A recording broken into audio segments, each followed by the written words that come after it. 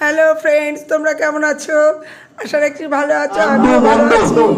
আজ একটা নতুন ভিডিও, সেটি হচ্ছে আমাদের পাড়ার বহু পুরাতন শীতলা পুজো। দেখো তোমাদের সঙ্গে শেয়ার করছি। আমার বাড়ি একেবারে গা ঘেঁষে এই মন্দিরটা। 58 সালে এই মন্দিরটা তৈরি হয়েছিল।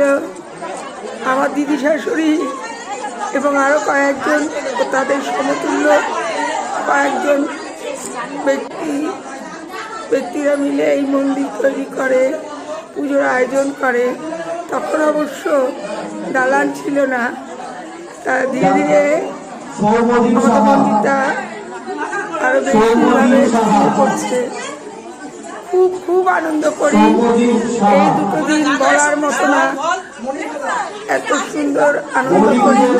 4 গ্রামের লোক এই পুজোতে উপস্থিত থাকে। পুজোর শেষে প্রসাদ বিতরণী হচ্ছে।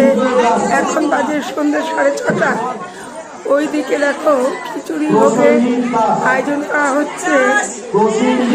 ভালো লাগে।